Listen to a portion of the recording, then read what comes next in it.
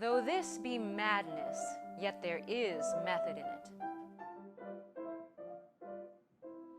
Hello and welcome back to Meet Mozart. I'm Angie, that's Mozart, and today we are wrapping up our exploration of the character of Ophelia in Shakespeare's Hamlet and our look at how she's featured in art songs. If you're not familiar with the story of Hamlet, you've never read the play or seen it, that's totally fine. Hop on back to part 1, where we go through the plot and talk about how Ophelia features in that plot. And if you're just hopping on for the first time, no worries, you can pick up where you are. But just for fun, you may want to check out part 2, where we looked at the original sources of the songs that Ophelia is singing and how the Shakespearean audience would have heard them. And we also got to listen to Elizabeth McConchie's Ophelia's song. And in part 3, we dove into the character of Gertrude and her relationship with Ophelia because she's the only one who gives an account of her death.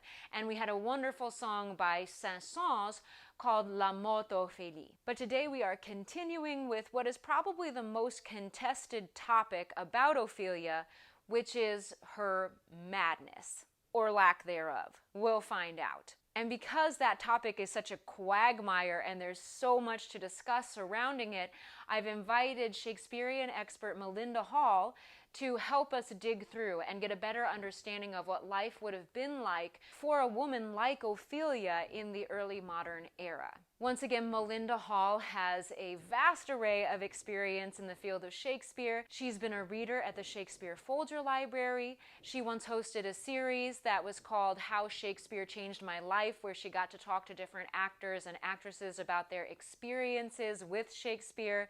She teaches Shakespeare and also hosts an annual birthday sonnet slam, which celebrates Shakespeare's sonnets. So I'm really excited to have her join us and to get her perspective. We're going to talk about the character, talk about her madness, and then we're going to see how that madness is represented in music by looking at Richard Strauss's Drei Ophelia Lieder. And so without further ado, Melinda Hall. So Melinda, welcome back to Meet Mozart, and we're excited to have you to now dig in a little deeper into Ophelia and ask the question, how crazy is she? Well, if you've been betrayed by everyone, your father murdered by your boyfriend, are you crazy, or Right. are you going through some very traumatic experience that other people might view as crazy? I don't think she's crazy. I think she is going through trauma. But people don't like it when other people go through trauma, right? Because it can be threatening. And she is calling out the fakes, like she is calling out the queen in front of everybody as being insincere. And yeah, is there sanity in madness though? Sometimes I feel that when you've reached rock bottom and you can no longer conform to society, can you actually live on a different alignment than other people and know that that is your truth? So when she comes into the court, a few scenes before, where she bears herself, does she, blow the lid off the charade of civilized court and the charade of power by disrupting it, by handing out flowers? And she sort of does. So is there, like in King Lear, there's this wisdom of him being mad, but when he's mad, he's actually the most sane. Right. And her not conforming anymore, is that the most powerful thing that she can possibly do in that moment? Because I think she is grieving the fact that, like, she betrayed Hamlet. She definitely lied to his face. And then he called her out on it. And then who does she have left to trust, really? I mean, is it self-blame? Does she also go through some self-blame? What could it have been if she had said, if Polonius and Claudius had said to her, we're going to spy on him, we're going to use you to spy. And if she had said outright, no, thank you, I'm not doing that, would she have a very different sense of self? Right. That's true. Yeah. And I mean, I'm sure she, after seeing what goes on, and the other part of it is it sort of lays on, what does she know? Does she have an inkling? Did Hamlet maybe mention something to her at some point that led her to kind of understand that Claudius is a murderer? Does she know all of those things about what's going on? Because if she does, then that also leads a little bit of credence to it. Like perhaps, she broke things off before because she didn't know, but then she learns those kinds of things. And then you would regret having done that, having not stuck by Hamlet, if you knew that everyone around you was everyone else was very treacherous. I think she knows a lot. The thing is like, if you've ever been in a dysfunctional place or like people now have like toxic workplace. Well, they've always had toxic workplaces, but this to me is almost like that. It's like you start bargaining what you can do and like try to stay in your lane or make yourself small or not cause hell. But then one day maybe you hear you're going to get fired anyway. And then you can just run through the hall and call everybody, a whatever, if you knew people were cheating or lying or stealing, right? Because there's nothing left to lose. There is that sort of bargaining thing. You hold it together as long as you think you need to, but then once you realize it doesn't matter if you hold it together or not, like in Ophelia's case, why not? Why not run through the halls and call out people who are not trustworthy and people who are liars and which some of those flowers are about. Some of those flowers are about, insincerity and, things like that. So as you mentioned, it could be this madness, this attitude is one of like, what harm could you do me now? And so then it begs the question of why would she think that no one could hurt her? Is that because she's planning already to commit suicide? Or is it because she already feels like her life is so in danger that it can't become more in danger? Like what would go on in her that says enough? I do not think she has a will to live past when her father's dead, when her brother is not actively protecting her, actually, when she is still having to answer to Claudius and Gertrude, and when she cannot turn to Hamlet because he's also not safe to turn to. Right. There's no scene of making amends between them. I don't know if she goes so far as to think of having no future, but what future would she have?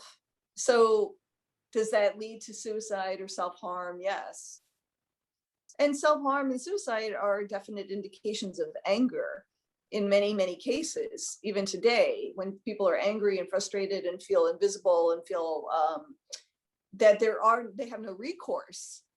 But I do think it's the reason I think that this scene resonates so much is because people still grapple with that identity and what is their life worth?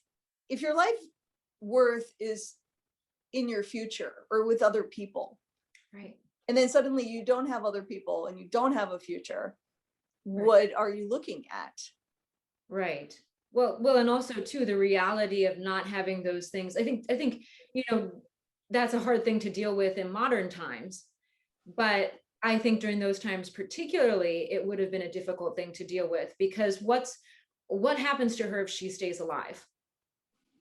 Prostitution, early death, being cast out. Nobody's going to step up and like adopt her or anything. I mean, maybe she's only 15 in herself. So right. What would happen? Yeah, prostitution seems like the most obvious answer. Right. And this is because we are kind of assuming that she's either had a very, very intimate relationship with Hamlet or that she is indeed even potentially pregnant. Right. Because without those things, then we kind of lose the motivation for her to commit suicide, right? Because if she just had a crush on Hamlet, they just had a little thing, nothing ever happened between them, it was no big deal, then her dad, it doesn't add up. It doesn't add up. Exactly. So it's either she's had those things or she didn't and she's crazy. And those are kind of, I mean, we play into all these different things, and we're going to talk more about her madness and the flowers. And I think those things lend a lot to one idea more than the other. But those are the only two possible explanations to have for what happens to her.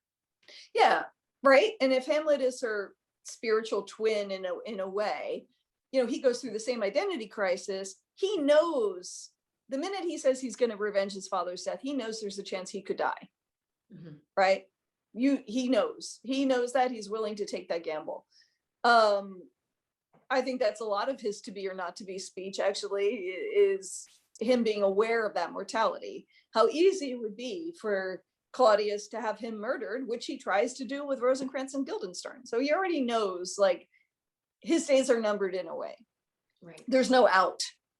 Right. And the same thing I think for Ophelia, that the minute that Hamlet reveals that Claudius is behind King Hamlet's death, there is no out. There is no way they're going to win. Hamlet doesn't lead an army. Hamlet doesn't have, you know, even if Hamlet could kill Claudius, some other faction is going to like swoop in there and take over, which is what does happen. It does, yeah. With Fortinbras. Yeah. So do you fight hard at the end, or do you go out with a whimper? I don't know. I mean, he goes down fighting, and what would be the choice for her? To be cast out and alone, or to slip away and say goodbye in the way that she wants to? You know, I don't know. So I don't think she's crazy. I think she's in grief. I think she's in deep grief. I think she realizes her position in proximity to power is gone. What have you got to lose? You know, if I was 15, I do think she's young. I think she's 15, 16 years old. Mm-hmm. Would I run in my underwear in front of the people that I feel wronged me and try to embarrass them? Sure. Yeah. Does that mean I'm crazy? Maybe. But do I care? Do I care what they think anymore? No, because I don't know if I have a future. Right. They've done so much damage already. The whole system is corrupt. And if she knows that King Hamlet was murdered and that Claudius now sits on the throne that wasn't even given a chance to give to Hamlet, that Hamlet has no control over who he picks as a wife or a partner, as a life partner, right. What's to become of her? You know, when he turns on her because she did lie to him, you know, he says, "Get thee to a nunnery." And as we mentioned before, nunneries were the places where pregnant girls went. So, you know, it's not a nice thing to say to somebody. It's not like, oh, you know, go be close to people who pray. No, it was, if he knew she was pregnant, he's saying, I want nothing to do with this. We're not going to go get secretly married and then you're going to have this baby. And people would take herbs to try to, you know, abort a baby, or potions that did and did not work, or could have been lethal, could have been poisonous to them. So I don't think she's crazy. I think that that's like a narrative that is too easy. It's just too easy.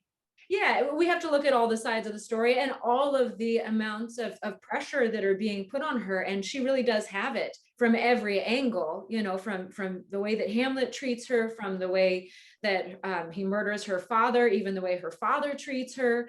You know, it really is like the whole thing is sort of everyone else's actions that in which they take almost no consideration of her at all are inadvertently just piling up little bit by little bit on top of her, and it's kind of creating, like, you know, the pressure cooker effect, you know. Exactly. And how much injury is there? There's not even a mention of a church service for Polonius. There's like her problems are like completely ignored.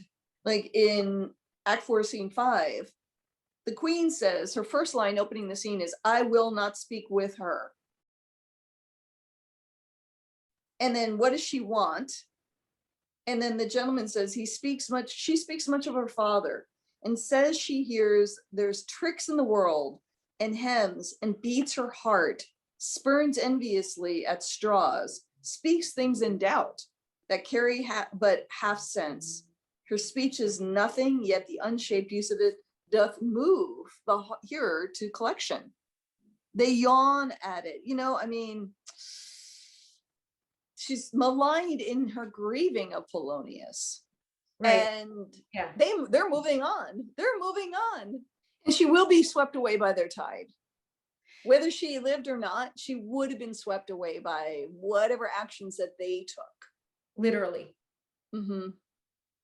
Like she could, if she could have wrangled politically, say Claudius stayed in power, you know, what would her role have been? She would have been dismissed, let go, exiled. I don't think she could have stayed in court with them in control. Because why would they? Why would they? People were banished all the time. And that was humiliating and also very dangerous, because if you were sent back, sent away, and you had none of your own money, because we don't think that she has any money,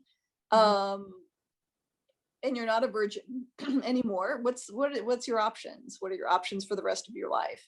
You have no skills, you don't own anything, you can't run a business. I mean, some women actually, you know, successfully didn't marry and ran businesses, like spinsters, for example. Like they were envied because they actually had their own money. Right.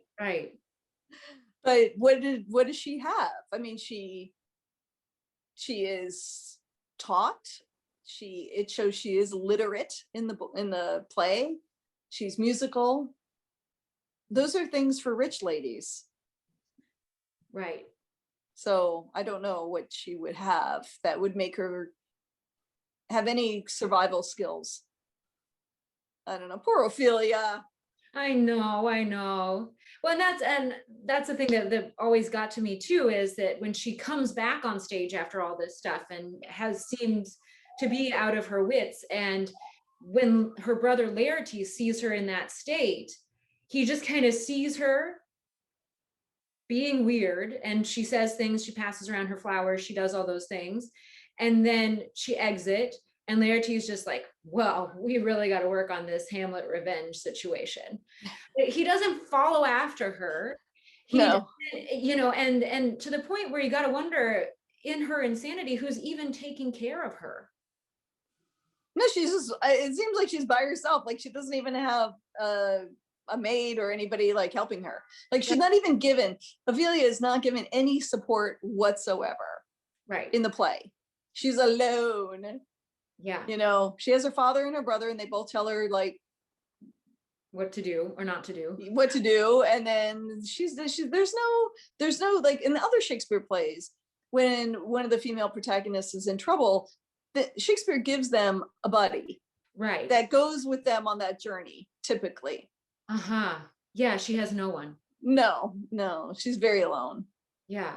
And in that system, in that court system, that would have been dangerous of itself, because she'd have to go with whoever was in charge in order for self-preservation. Right. And then that's considered weak. But if you have no status of your own, other than she could have been a useful daughter, you know, in the court as a lady in waiting, and married off to someone appropriate that the king and the queen would have approved of.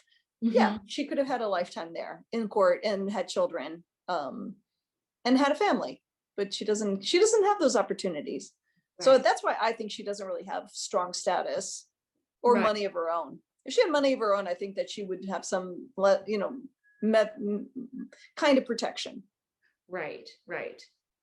Yeah. Well, and I think that understanding her status within the court is really important for sort of determining why she does what she does in the way that she does it. Because like we kind of mentioned, she's speaking truth to power, but she can't just go up to King Claudius and say, listen, man, I know you killed King Hamlet, right? And she can't go up to Gertrude and say, you're not a pure woman, you betrayed the king or whatever. She can't say those things. And so how can she say them?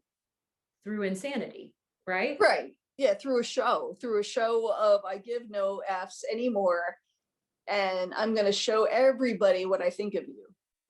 Right. And she does that in a couple ways. First of all, she does it with the songs that we kind of went over. So you can go back to video 2 if you want to learn how she's using the songs in her madness to talk about things. But the other really big thing that she uses is she starts handing out flowers, which I think for us as a modern viewer, we're like, yeah, this girl's nuts. She's just walking around giving flowers to people. But those flowers would have had a really A message. A known significance to a Shakespearean audience. And they would have recognized that she's telling them something with each flower. But since she's acting so bonkers, they can't say anything about it, right? Yeah. Like what would they say? Yeah. The Columbine one is about betrayal, I think. Yeah. And when she hands off the Columbine, would the queen actually say, I know what this means? Oh, right. No. Exactly. And if someone is, like they've lost their father, that they're in this really comprised position and they're being very erratic in their behavior. I mean, you really, and this is, I think, one of the things that I think actually Hamlet even makes reference to before he kind of feigns madness after learning about his father's ghost and his father's murder, is that, there's something about how jesters and madmen seem to be able to speak to power with impunity. Mm-hmm. And so that's perhaps the reason why he chooses to feign madness, to get closer to Claudius or to figure the whole thing out. Yeah, we still do the same thing. Yeah. Like think about all the satire, all the political satire that exists. They're right. allowed to say what everyone's thinking through humor, through exaggeration and humor. And actually, well, sometimes not even exaggeration, just flat out, stating like the disappointment of whatever it is. And some people who don't put it through that filter do not get seen as a threat. But if it's on satire, satire is still seen as a threat, but there is a little bit of a license there. But Ophelia doesn't have any of that. Yeah, which is why her only recourse is insanity, pretty much. Yeah, I want to look up one thing. Like, I'm just curious about, I always think about the characters' first lines and then like the last things that we hear them say. Okay, yeah, so it is in the last thing she says, which is ironic, is God's a mercy on his soul, and all Christian souls, God by you, which means God be with you. B-U-Y would have been the elision of be with you, God by you, or God beside you. Right. And it's ironic because if she does commit self-murder, she releases her devotion to God by doing that. That absolutely would have been taboo. Right. So she's giving it back to them. Mm-hmm. And it's very telling, I think. I've had a feeling with that particular line, as it's come across in some of the music, especially, that there's something very loaded in that God be with you, in a sense of like, everyone has acted incredibly immorally throughout the course of this whole play, and this sort of seems like her sign off, like, God be with you. Right, because disasters God knows what you have done. And I think, if it's a perspective thing, her committing suicide is less of an offense than what Claudius has done, and what Gertrude has done, and what Hamlet has done. They've all committed acts of violence. Gertrude basically would have been viewed as incestuous although it was still done, it would have been viewed as incestuous, right, by sleeping with Claudius. Right. And we still are fascinated with a woman who has a certain amount of helplessness in a character, because part of us wants her to be helped. But then the tragedy is that she is not, right? We still have an attraction, I think, to investigate those stories of a woman stuck in that place, has limited options. I think that resonates through the centuries.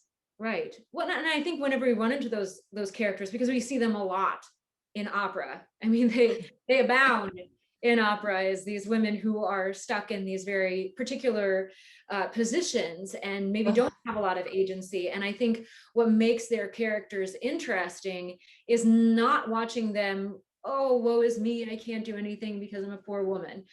It's watching them trying to break through it and coming up against those things, and that constant hope that maybe they will triumph. You know, one of the characters that comes to mind is like Lucia, you know, who also goes crazy. And I think there would be a lot of parallels there, that there's this lover that she wants to be with and she can't because of all of the constrictions of her time and because of what her brother is making her do. And if she's always just a wilting flower getting trampled on, that is a sad story, but not a particularly interesting one in terms of getting to identify with that person as a character and as a human. And so I think if we can see Ophelia in a fuller context that lets her be someone who's not just a kid who's stupid, who is naive, who can't handle any kind of pressure.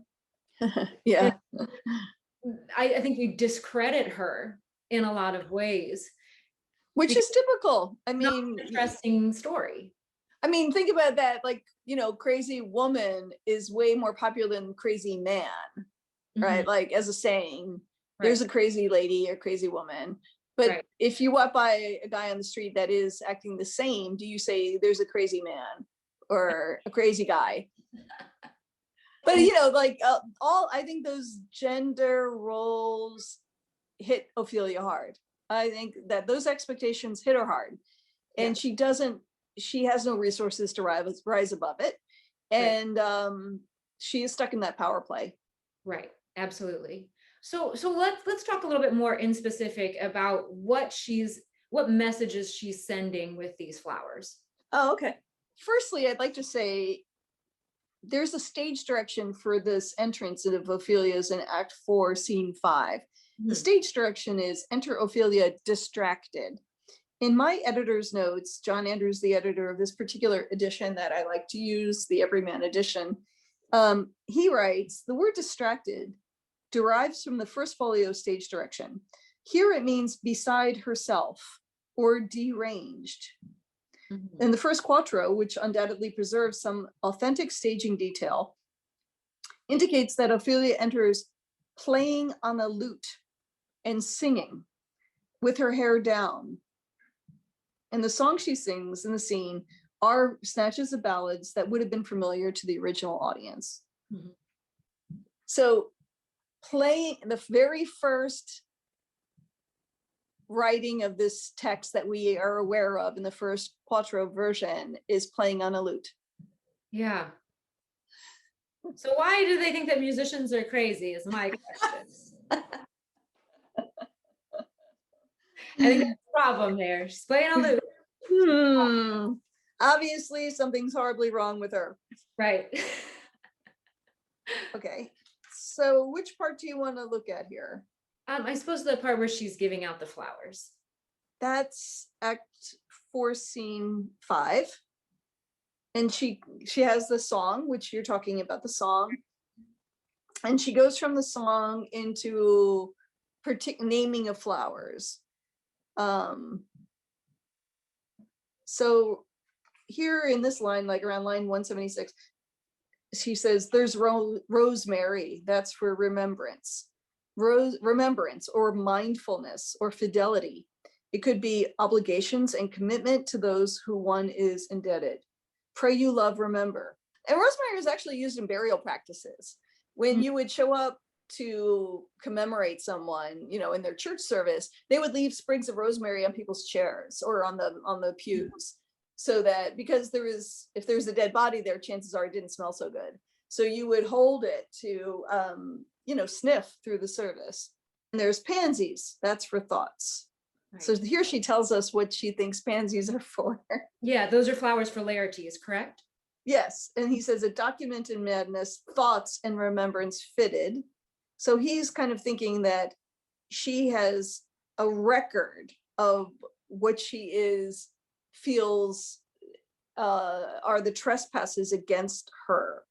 And this literal meaning document would be a lesson, from the Latin docere, to teach. So he's saying that she's teaching us something here. Yeah. And Ophelia says, there's fennel for you and columbines. There's rue for you, and here's some for me. Okay, so my notes here say rue. Rue is an herb that's associated with sorrow and repentance. And herba grace is another name for rue. This I thought was interesting is she says there's a daisy. Daisies, the root of that is the day's eye, because daisies start the day out closed and then they open up with the sun, and then at nighttime they can close back up. But daisies see everything, the day's eye. So that she's handing out, there's a daisy. Right. And isn't that, I believe it's not in the stage direction, so it depends on how it were to be played. But a lot of times you see those things, both the rue and the daisy being presented to Claudius, right? I've seen it every which way. I see. Like to Claudius, to Gertrude, to back and forth.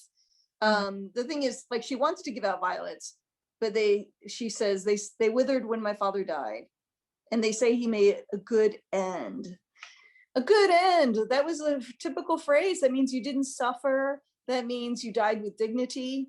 Right. That means people respected the way you died. Right. That means you had a chance to let your soul be confessed, and that you had a chance of going to heaven. And she's lying here. Right. None of those are true. None of those are true for Polonius. Killed. And also, isn't violets tend to stand for like fidelity or faithfulness, right? Which always made me think, I had faithfulness to you, King Claudius, but those withered when my father died. Yeah, there's a friend of mine who wrote a really great book called Botanical Shakespeare, which lists all the plants and flowers that are mentioned in the plays. Right. Her name's Garrett Quealy, and so if you look it up, it's a fun read. Definitely fun. Yeah. Cool. Okay. So yeah, I think we can, our feelings, I think both of us feel that in summation, when Ophelia is acting crazy, it's not insanity, I think, as we would think about it today. It's a license to express things that need to be said, and that she would not have had the agency to have said directly. And so this is her way of telling her story, sort of, in a way. I think another thing that we talked about is that the rue could sometimes be an abortive. So, and that's one that she gives to someone else, either Claudius or Gertrude, and also to herself. Right. And so there's some sort of indication in that as well, that we see a little bit more, perhaps, about what her actual story is. And I think these flowers are the clearest that we see her throughout the entirety of the play. There's also something interesting generationally in the last 400 years that have happened since this was written, is that Ophelia has been minimized, right? In fact, why we're even asking this question brings this up. Why are we even asking the question about her, quote, insanity? Right. And it really is, she is grief struck. And today, the same thing still happens when there's a woman who has something to say, and she may be grief struck, and she is attacked for standing up for herself. Mm-hmm. I mean, I can think of some of the survivors of like the mass shooting, like some of those young women stood up and said, this is wrong, we need help. And those women, unfortunately, were called crazy. Mm-hmm. It seems to be like an odd knee-jerk reaction to dismiss somebody who has something to say. And it's recognized. I think I am recognizing that more and more the more I think about Ophelia, that she has something to say. And if it comes down to being reduced to disrupting the court and handing out flowers and running away, or trying to run away, then I understand. I understand that that's what she thought was the only answer for her. And it's interesting that Ophelia still gets played the same. She doesn't get played with agency at all. Right. Well, and I think, and this is something that I'll mention, because in working with the songs, how do you play those? I'm not playing Ophelia in the context of the play, but of course I'm singing her lines in the context of the music. And so, and this especially occurred to me during the Strauss, where we're actually singing her songs from Strauss's compositional perspective. Right. And there's sort of a realization that I think as a player, it would be very hard to, you have to behave crazy enough for the members of the play to believe you, right? Like Gertrude, Claudius, Laertes, they have to believe that you're crazy.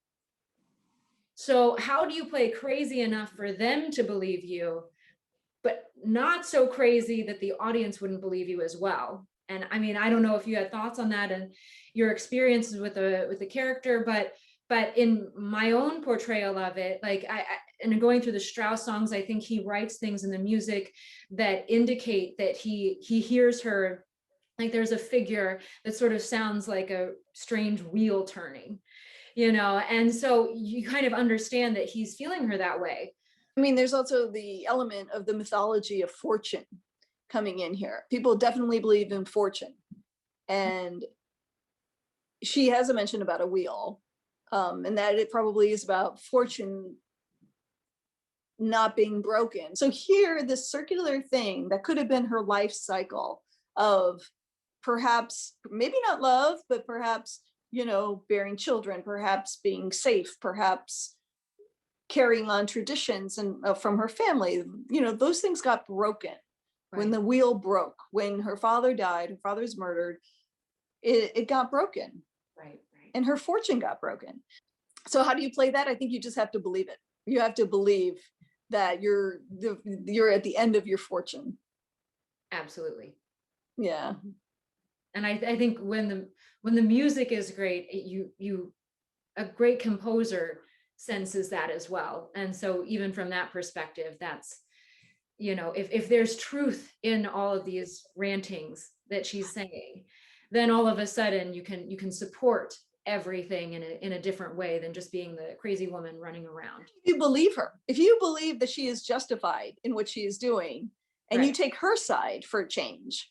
Right. Because why would an audience take Claudius's side or Gertrude's side in that situation? That's only their perception of her. Right. But, you know, that is typically the way it's played, because unfortunately it's just sort of like the most obvious solution. But I disagree with it. I think that she is probably the only character on the stage that is not full of violence. Thank you so much, Melinda. Yeah, for joining us. That's fun. Yeah, it was so great to talk to you and get so much more perspective on these characters and the story, and to see Ophelia really in a more full light and really give her a chance to speak. And we're going to continue to let her speak through the music of Richard Strauss, which is how we'll end our video today. Oh, okay. And, thank you so much for all my pleasure. Thank you, everybody. All right. Thank you. See you next time. Thank you. Bye. Richard Strauss is a composer who often set music for characters, especially women, who were mad. And so it's very interesting to see the difference between those other characters such as Electra and Ophelia, and his different ways of approaching those two very different characters. The text is a German translation of the Shakespeare, and it's really interesting, and it's something that pianist Jason Worth and I discussed a lot when we were putting these songs together, that the German translation actually has a way of presenting the information in a much more direct way. So when you see the translation pop up, it's not going to be the Shakespeare, it's actually going to be the translation of the German translation. Strauss set 3 of Ophelia's songs, and usually those songs would be performed back to back in a recital setting. And so that's how we'll present them today. So I'll just talk you through a few main points for each song. In the first song, Strauss sets up a figure that moves through a lot of chromatics, which is very unsettling. And the way that it moves is as though there's like a wheel turning. And so we get the sense that Ophelia, her wheels have gotten just a little bit off track. And so that's what we hear in the piano as Ophelia begins to sing. The second song focuses on tomorrow is St. Valentine's Day. And in that text, once again, a man has promised to marry a woman, they become intimate, and he breaks that promise. The way that Strauss approaches that song is extremely wild.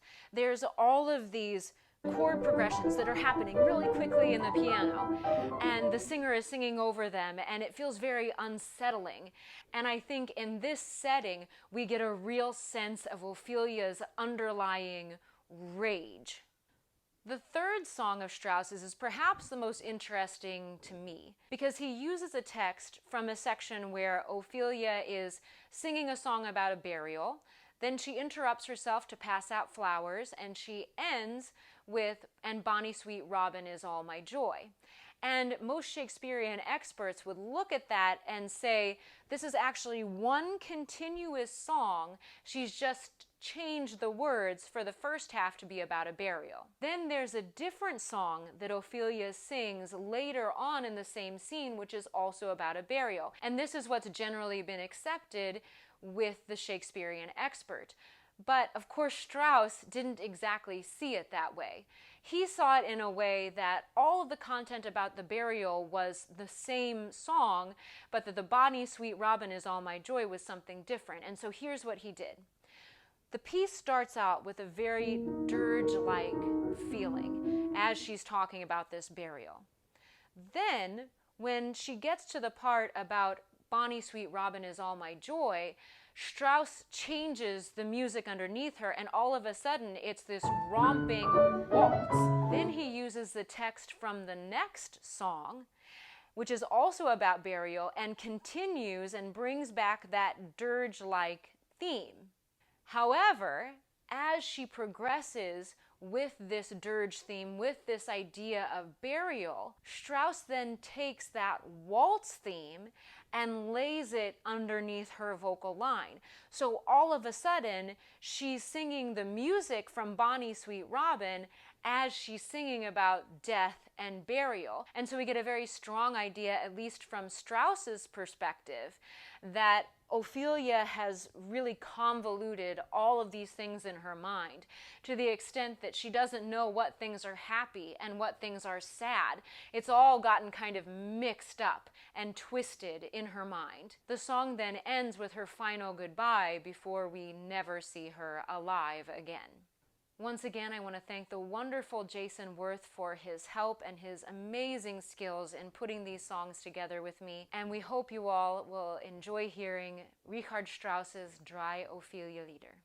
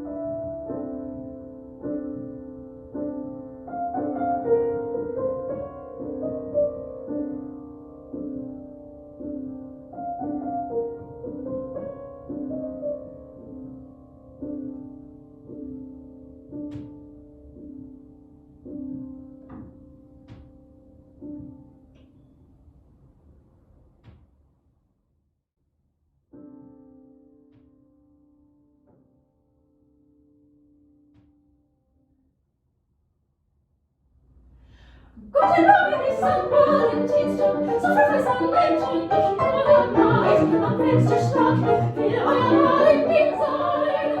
Die Mauern und Rosenland, die Tafel Kabarett, es Neid und Neid, das Neid im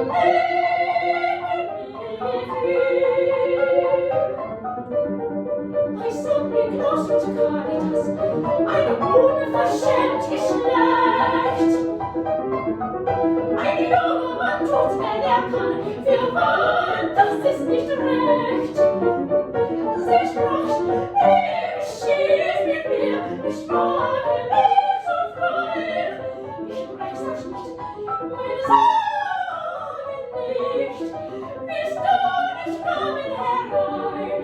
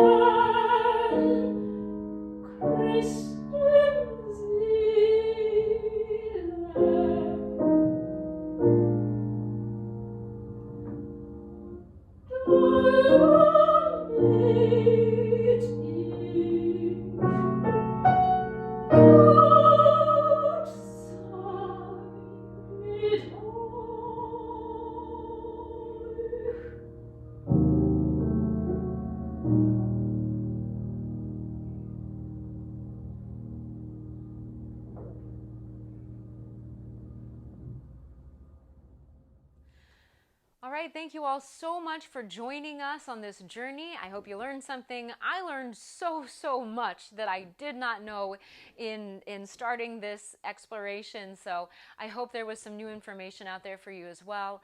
Once again, thank you to Melinda and Jason. I could not have done it without either one of you, and it was so wonderful to get to talk to you and explore this music and this character with you. And thank you to you all so much for watching. I hope you enjoyed it. If you did, please be sure to like, comment, subscribe, push all the fun buttons, including that little notification bell, and we'll see ya next time.